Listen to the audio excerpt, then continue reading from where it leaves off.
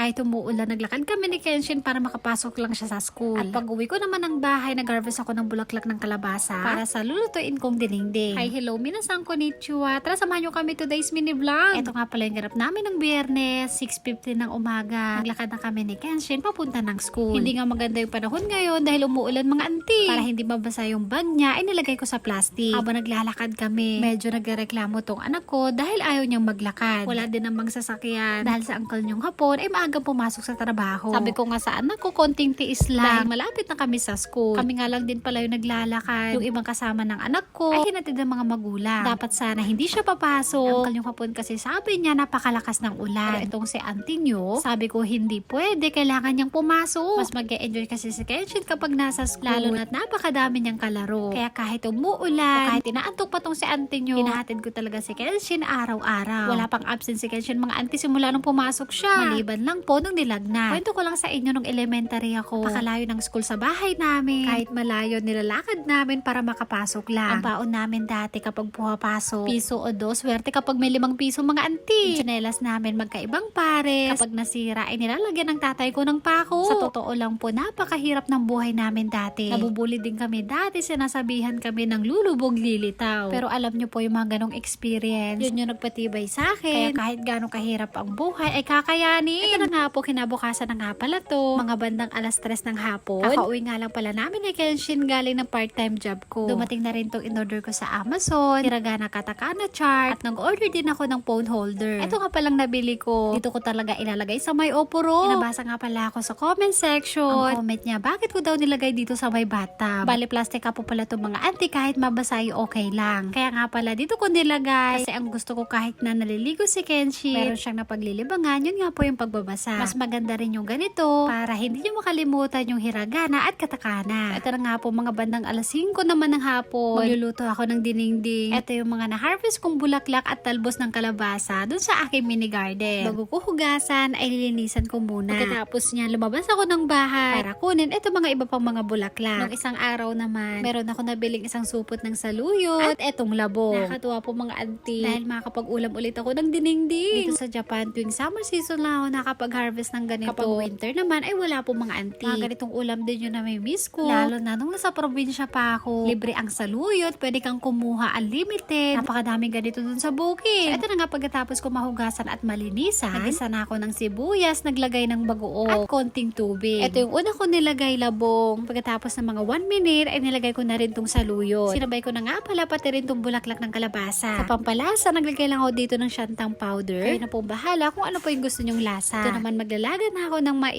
Tinakpan ko lang ng plastic wrap at pinainit ng 6 minutes dito sa micro oven. Para mas masarap tong ating dinengdeng. Magsasahog tayo dito ng isda. Pinito ko na nga pala to kaninang umaga. Hindi ko na nga pala to hahaluin. Hahayaan ko lang sa mahinang apoy. Tignan nyo naman tong dinengdeng ko. Dahon pa lang ang sarap ng ulamin. At pagkatapos naman ng 6 na minuto, luto na din tong ating mais. Ang kalyong hapon nga pala, mas gusto niyang nilalaga tong mais sa micro oven. Kapag sa micro oven, mas mabago at mas malasa. Tapos naman nung mais, hati-hati na ako dito ng pakwan. Ito nga palang pakwan na to. Ito pa yung natira nung nag-barbecue kami. So, ito na nga po pagkatapos ng ilang minuto, luto na rin tong ating dinengdeng.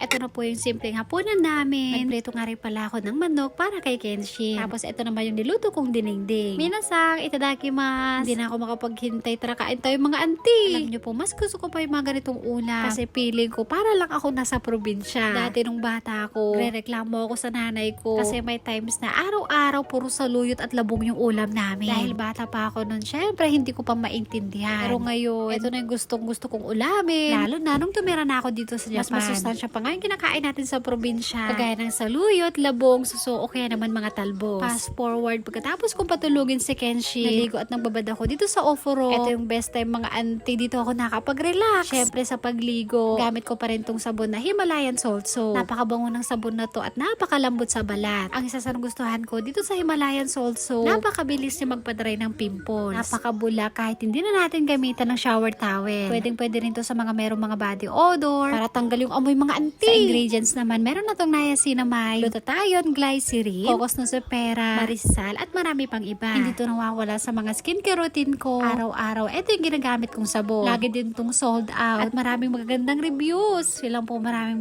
salamat sa panonood. Thank you for watching. Sayonara and Bye bye. 何見てんだ